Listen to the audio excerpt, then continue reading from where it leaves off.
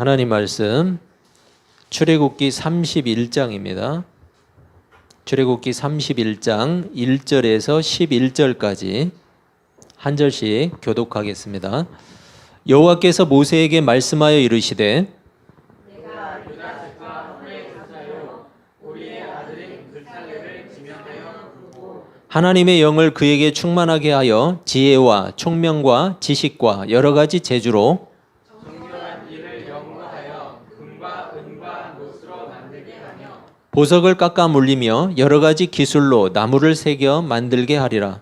내가 또 단지파 아이 사막의 아들 오홀리압을 세워 그와 함께하게 하며 지혜로운 마음이 있는 모든 자에게 내가 지혜를 주어 그들이 내가 네게 명령한 것을 다 만들게 할지니 곧 회막과 증거궤와 그 위에 속죄소와 회막의 모든 기구와 상과 그 기구와 순금 등잔대와 그 모든 기구와 분향단과 번제단과 그 모든 기구와 물두멍과 그 받침과 제사직을 행할 때 입는 정교하게 짠 의복 곧 제사장 아론의 성의와 그의 아들들의 옷과 같이 읽습니다.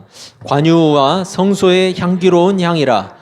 물은 내가 내게 명령한 대로 그들이 만들지니라. 아멘. 잠시 기도하겠습니다. 하나님 아버지 감사합니다. 하나님께서 허락하신 거룩한 주일, 하나님의 백성들이 하나님만을 바라볼 수 있도록 인도하여 주시니 감사를 드립니다.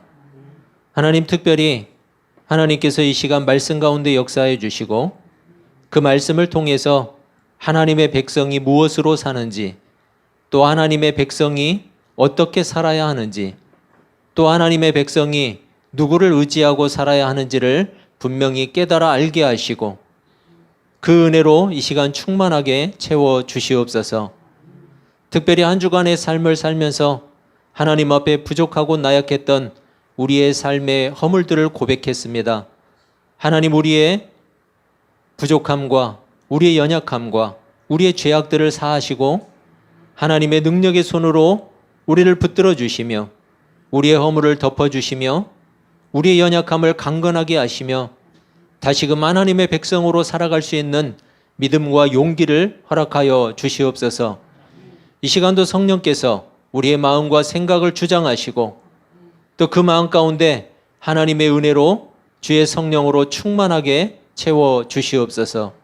예수님의 이름으로 기도합니다. 아멘. 여러분 반갑습니다. 네, 같이 인사 한번 하시죠. 네. 예, 썰렁하네요.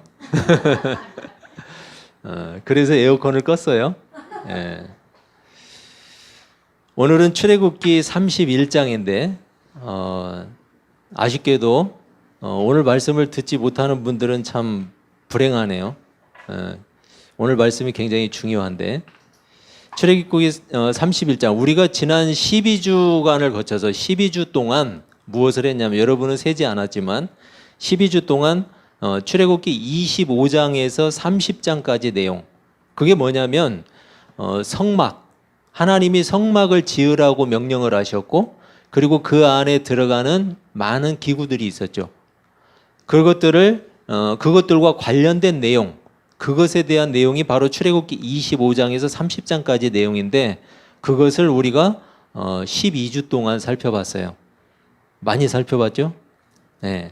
그리고 그 기구들에 담긴 의미, 그 의미들을 우리가 잠깐 보게 됐죠. 물론 이것이 만들어지고 제작되는 과정은 이제 뒷부분에서도 종종 나오겠지만 그것들에 들어있는 의미는 은혜는 대단히 큰 것이다 라는 것을 우리가 계속해서 알 수 있죠. 그래서 우리는 성막의 전체적인 구조를 우리가 알 수 있었어요. 머릿속에 이렇게 어느 정도 담겼는지 모르겠지만 여러분이 잘 생각해 보시면 여러분 지성소가 있었어요. 성막 안에 지성소가 있었고 그 지성소 안에는 증거궤라고 하는 하나님의 언약궤가 놓이게 돼요. 그리고 그 지성소와 연결되어 있는 부분에 성소가 있었죠. 그 성소에는 뭐가 있었죠? 떡상이 있었고 그리고 12덩이의 떡을 놓는, 그리고 그 맞은편에는 등잔대, 금촛대가 있었죠. 그리고 지성소와 맞닿아 있는 부분에는 분향단이라고 해서 향을 피우는 그 분향단이 놓이게 됐어요. 우리가 지난번에 살핀 것 같이. 그리고 이제 성막뜰로 나오면, 성막뜰에 나오면은 물두멍이라고 해서 제사장들이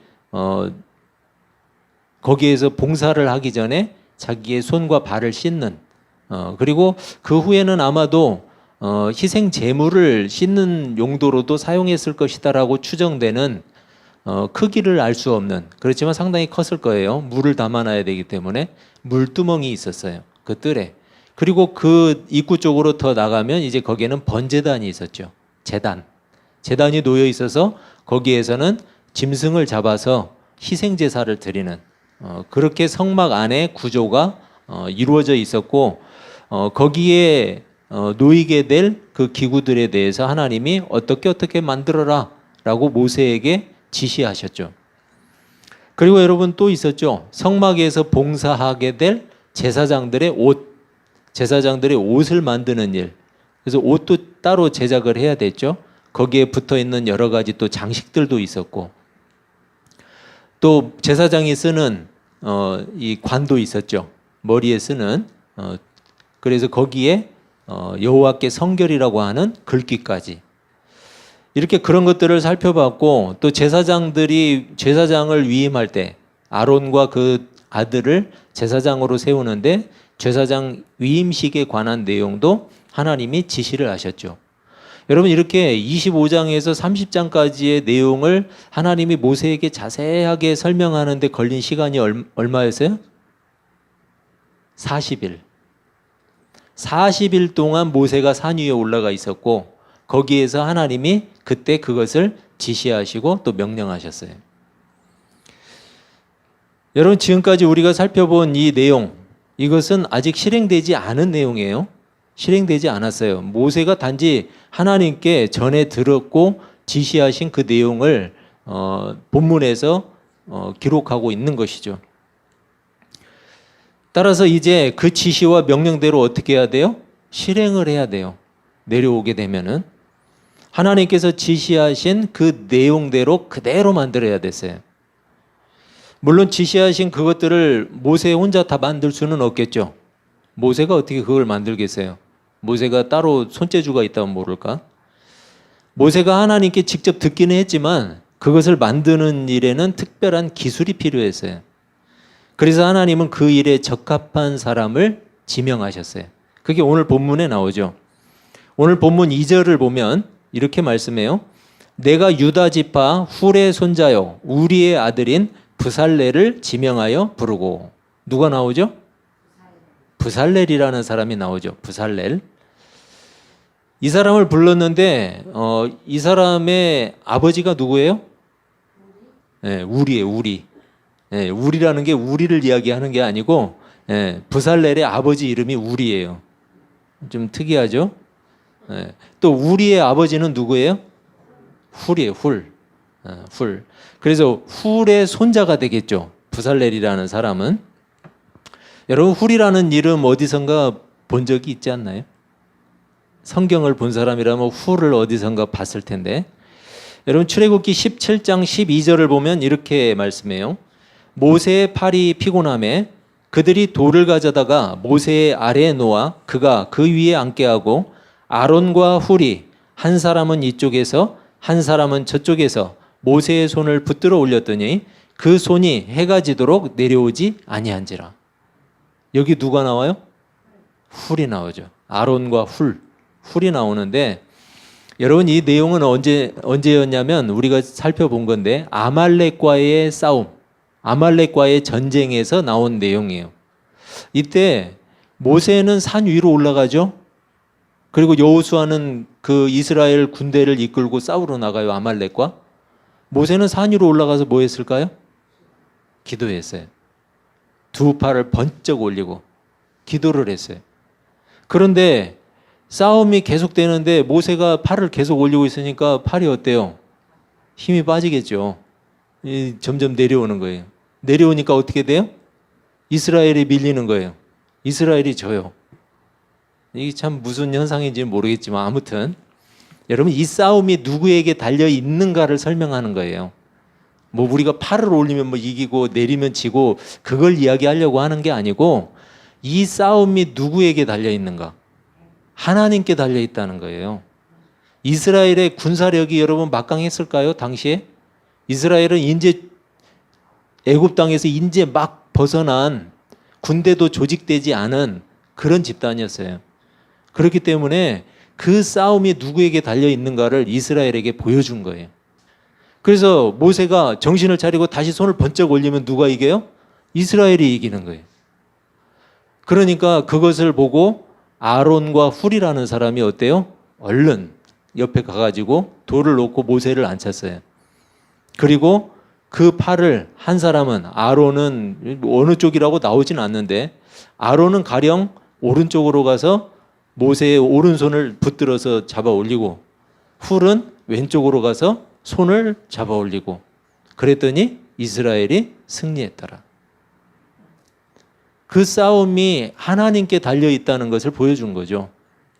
여러분 그때 등장한 인물이 누구예요? 훌이에요. 훌. 아마 동일 인물이라고 보고 있어요.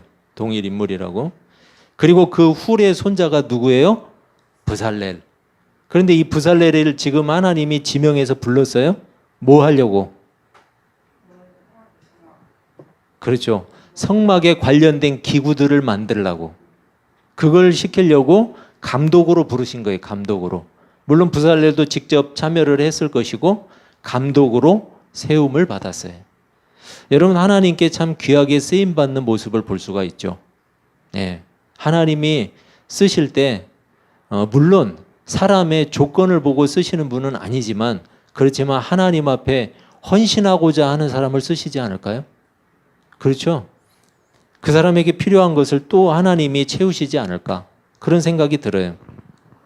아무튼 여러분 이렇게 등장하는 훌 그리고 훌의 손자 브살렐 이 사람을 지명해서 모세에게 지시했던 성막과 그와 관련된 기구들 그리고 제사장의 옷 이런 것들을 만드는 일에 책임자로 이 브살렐이라는 사람을 세웠다는 이야기예요.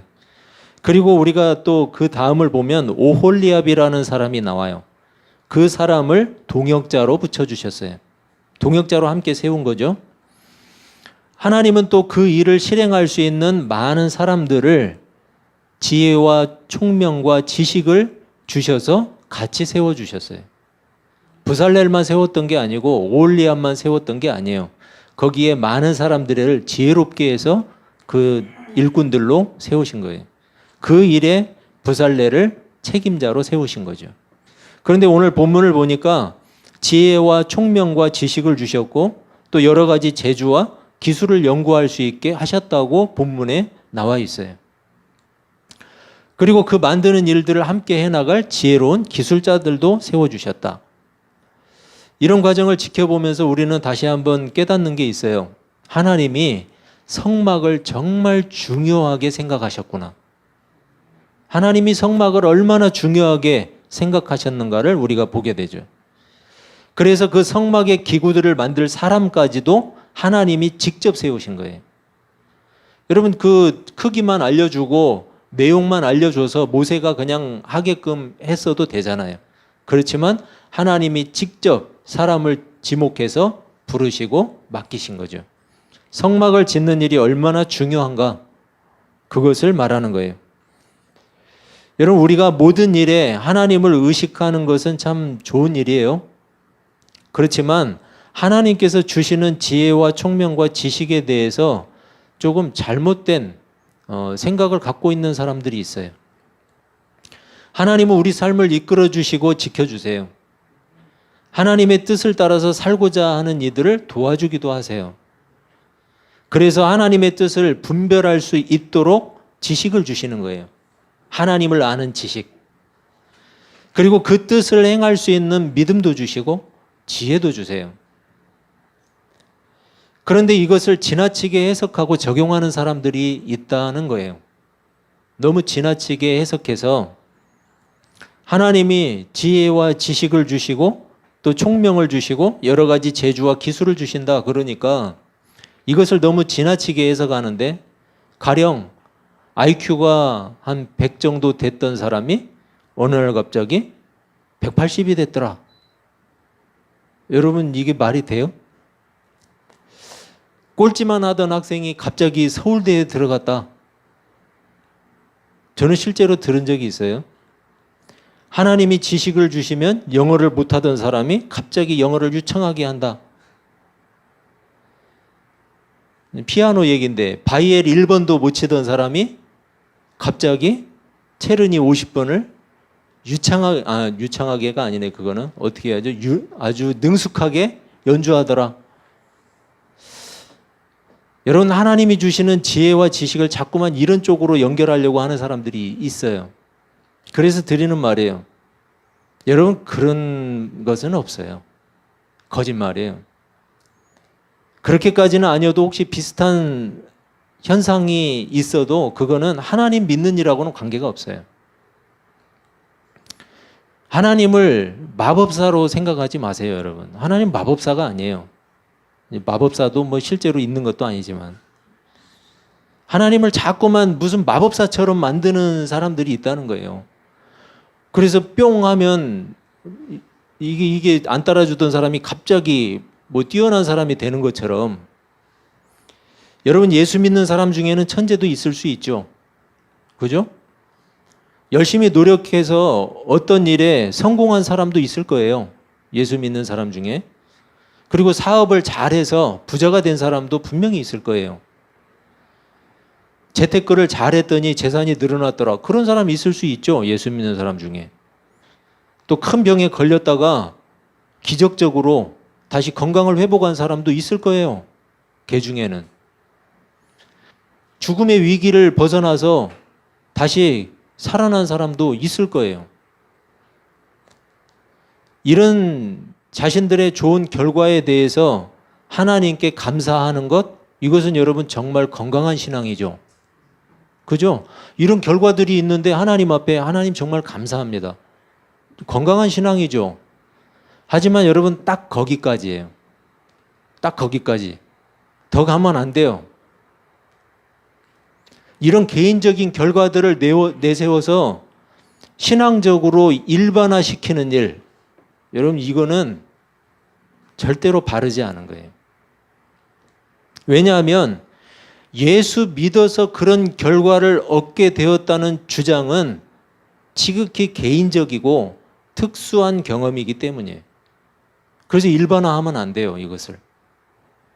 예수 믿어서 그런 결과를 얻게 되었다는 것 그 자체가 여러분 기독교의 하나님을 왜곡하기에 충분히 잘못된 주장이에요. 더구나 이것을 일반화하겠다? 여러분 이런 시도는 자기를 드러내고자 하는 영적인 교만함이에요.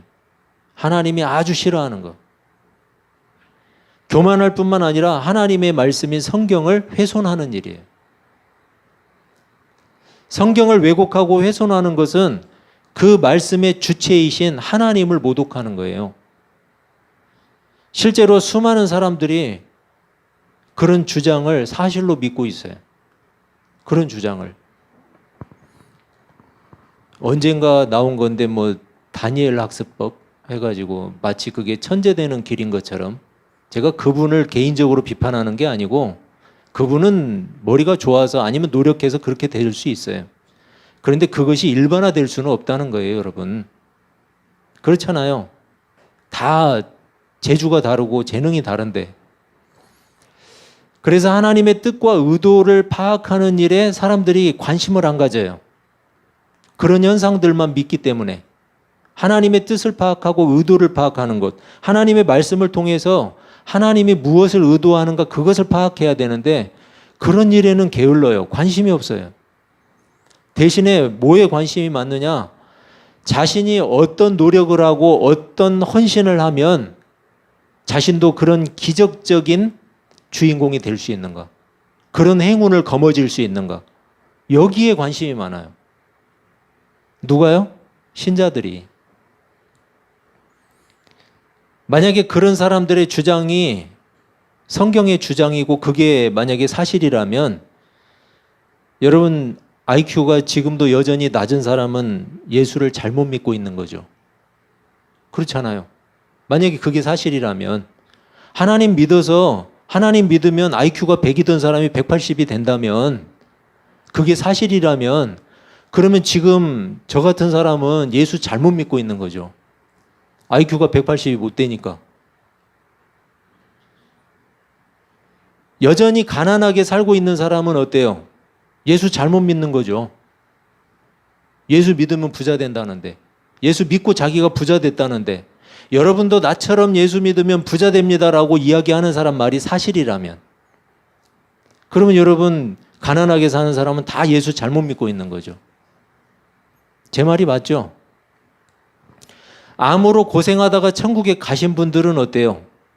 그 중에는 목사도 있고, 물론 뭐 목사라고 그래서 꼭 믿음이 좋은 건 신앙이 좋은 건 아니겠지만, 그렇지만 암으로 고생하다가 천국에 가신 분들은 어때요? 예수 잘못 믿은 거예요, 그분들은? 그래서 암도 고침 못 받고 그냥 돌아가신 거예요? 여러분, 엉터리 주장이잖아요. 제가 지금 이런 설교를 아직도 해야 된다는 게 참 슬픈 거죠. 여전히 그런 식으로 예수를 믿는 사람이 있기 때문이에요. 여전히. 세상에서 좋은 결과를 얻어내는 일에만 하나님의 이름을 들먹이는 그런 인간들은 하나님을 완전히 이기적이고 악하고 전혀 사랑이 없는 아주 형편없는 존재로 만들고 있다는 사실을 알아야 돼요. 여러분, 하나님이 그런 분이에요? 그들이 하는 일이 얼마나 악한 일인가를 알아야 된다는 거예요. 여러분, 아무 일에나 하나님의 이름을 갖다 붙이면 안 돼요. 하나님의 이름만 갖다 붙이면 다 되는 게 아니에요. 그렇게 하는 일이 믿음 좋은 일도 아니에요. 훌륭한 신앙이 아니라는 거죠. 분별해야 돼요. 하나님이 주시는 지혜와 지식은 하나님의 뜻을 분별하고 그 뜻을 따르기 위한 거예요. 오늘 부살렐이라는 사람에게 왜 지혜와 총명과 지식을 주셨어요? 하나님의 일들을 감당하게 하기 위해서. 이것을 일반화시키려고 해서는 안 돼요. 하나님의 뜻을 따르기 위해서 신실하게 살다 보면 여러분, 우리는 자기가 생각하지도 못했던 뜻밖의 일들을 경험할 수는 있어요. 물론 꼭 그래야 되는 건 아니에요. 그렇지만 그럴 수는 있죠. 하지만 그것이 무엇이든지 그것은 마치 보너스와도 같은 하나님의 선물이에요. 하나님의 은혜예요. 그것은 절대로 자랑하라고 주신 것이 아니에요. 오히려 더 겸손하게 하나님을 따르라고 주신 거예요. 그것을 자신의 영적 교만의 도구로 사용하는 일, 그것은 하나님의 이름을 욕되게 하는 악한 짓이에요. 우리는 분명히 기억해야 돼요. 뭔가 특별한 결과만을 가지고 하나님을 설명하려고 한다거나 그것을 일반화하려고 하는 시도, 여러분, 이것은 악한 거예요. 왜냐하면 여러분, 정리를 해볼게요. 첫째로, 그 특별한 결과가 예수 믿는 사람에게만 있는 것이 아니기 때문이에요. 예수 믿는 사람에게만 그런 일이 일어나는 거 아니잖아요. 예수 안 믿는 사람에게도 그런 일이 있잖아요. 둘째로, 그리고 예수 믿는 사람 중에는 그 특별한 결과가 없이도, 그게 없어도 신실하게 살아가는 사람들이 더 많아요. 그런 결과가 없어도. 그런 사람들이 잘못된 거예요. 셋째로, 그 특별한 결과가 그 사람의 신앙을 대변해 주지 않기 때문이에요. 믿음이 좋아서 그런 것이 아니라는 뜻이에요. 넷째로, 하나님과 성경을 왜곡하는 이런 일은 복음을 방해하는 일이에요. 그리고 성령을 회방하는 일이에요.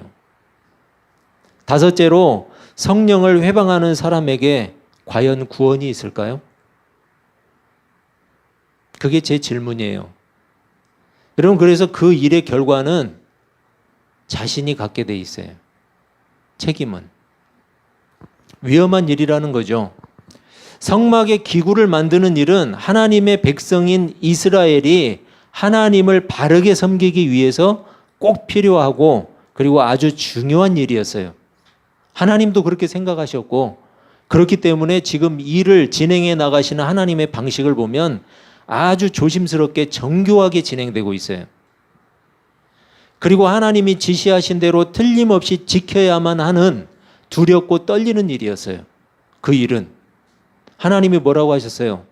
내가 너에게 지시한 대로 그대로 준행하라. 준행이라는 게 뭐예요? 한치의 오차도 없이 그런 말이에요. 준행하라는 게. 여러분, 만약에 지금처럼 첨단 장비가 있었다면 굳이 하나님이 직접 개입하지 않으셔도 되죠. 그죠? 여러분, 컴퓨터에다가 입력하고 프로그램을 사용해서 하고 그렇게 하면 정확하게 수치도 나오고 어떤 구조로 어떻게 어디에다 어느 위치에다가 해야 될지 다 나올 거예요. 물론 여러분, 우리가 알아야 될 게 있어요. 지금 우리가 컴퓨터, 그리고 고도로 발달한 기술, 그리고 고도로 발달한 의술, 그리고 의술 도구, 여러분, 이 모든 게 뭐예요? 하나님께서 이 시대에 허락하신 일반 은총이에요. 그렇기 때문에 그걸 거부하면 안 되는 거예요. 여러분도 컴퓨터 사용하시잖아요. 병원에 가시잖아요, 아프면은. 병원에 가서 의사가 사용하는 도구를 가지고 치료도 받잖아요. 하나님이 이 시대에 허락하신 일반 은총이에요. 여러분, 그게 바로 하나님이 주시는 지식과 지혜와 총명이에요. 그런 것들이. 사람들을 위해서 베푸시는 하나님의 은혜의 수단들이에요, 그것들이. 당시 하나님이 지시하신 명령을 그대로 지켜야 됐어요, 이스라엘 백성들은. 그래서 하나님은 선택하고 부르신 일꾼들에게 정교한 제작을 위해서 연구할 수 있도록 그들에게 지혜와 총명과 지식을 주셨어요. 그래야 여러분, 연구한 대로 만들 거 아니에요. 그들이 연구해서 만들 수 있는 재능도 하나님이 주셨어요, 그들에게. 성막이 그만큼 중요하기 때문이기도 했어요. 하지만 더 중요한 이유가 있어요. 그들에게 왜 이런 지혜와 총명과 지식을 주고 재능을 주셨는가? 그래서 성막을 하나님이 지시하신 대로 틀림없이 지어야 했는가?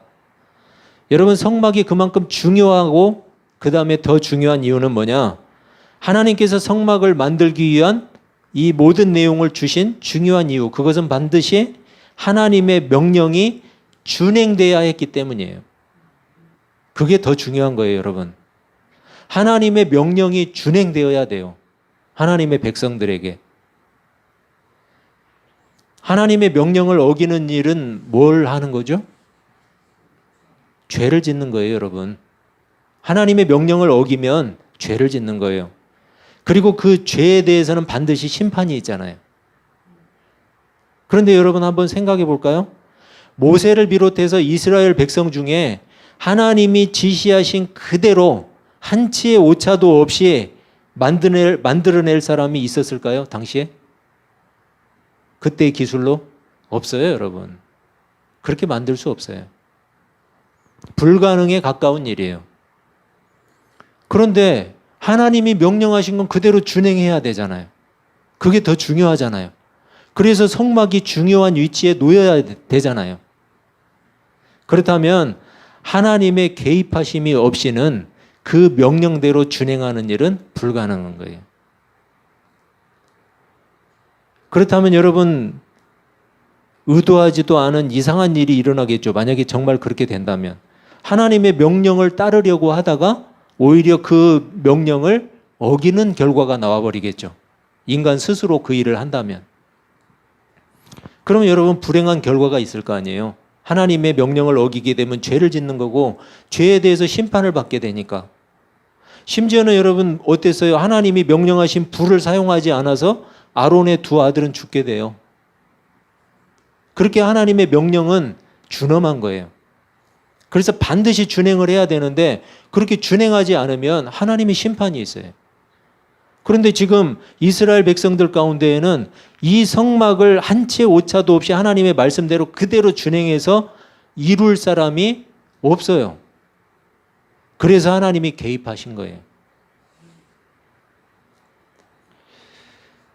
여러분, 하나님의 개입은 절대적이었어요.